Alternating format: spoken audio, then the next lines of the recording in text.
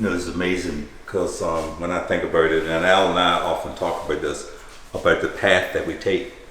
The question is the path, do we choose the path or does the path choose us?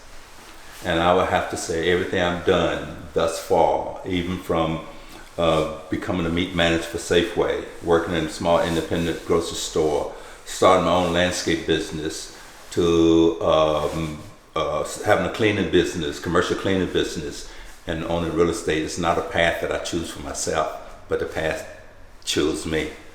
And the end result is, then you develop the passion, or I felt develop the passion for what I do. When I work on houses, and like this one we're in right now, the question is I'm building it to sell, or if I'm passionate about building a quality house that I could sell. And so I'm always looking at I'm gonna build a quality house that I could sell. So I think one of the things that is important, and I think that we're gonna understand in the discussion, is not about the money and where the rich people live, is where you want to live. So once we, it's about the money and the quality of the house. Can I cut corners, put Formica tops in, put basic white cheap appliances in, cheap brown cabinets in, cheap floors in?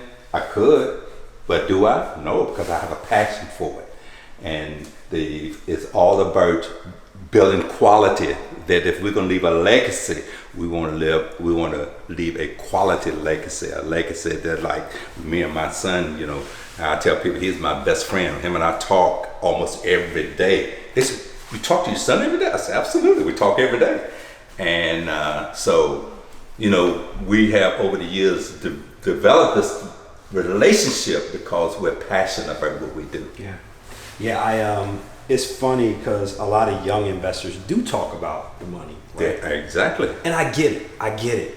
But as we were riding here, remember what I said? I was like, man, like, I love real estate. Like, I'm looking at buildings. I'm looking at like what it's built out of, where it sits on the lot, like why it's there. I think that when you start to become,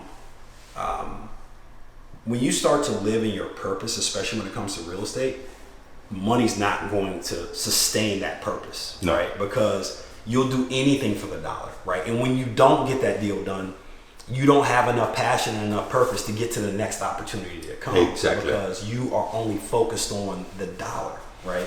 And for me, like I love real estate. Like it's a Sunday morning, right? It's a Sunday morning, and we're out here talking about real estate. Where we invited two other young, aspiring investors with us. Because this is, for me, like what I love. Like this ain't work, right? And when people say, "Oh, real estate's I want to get into real estate," it's almost offensive to me. Oh, you want to get into real estate? You want to get into something that I'm so purposeful and so passionate about? You don't want to get into real estate. You want to get into it. You want to do everything you possibly can to learn it, right? You want to do everything you possibly can to network in it, to grow it, to foster it, to do all these things. So do you want to get in as a hobby, or do you want to get in as a profession? Exactly. Like, and maybe even past a profession, because there are a lot of people who are professionals. You want to get into it where you are, it is you. It is you. It's not, a professional, you clock in and clock out. Professional lawyers, they start their job, their day, and they end their day. But the ones that write books, the ones that the movies are about, the Thurgood Marshalls and the Just Mercies, the Brian Stevensons, they lived it every day, like every day, and that's why stories are being told about them, and that's why stories are being told about him, right? Because every day he didn't clock in and clock out. No.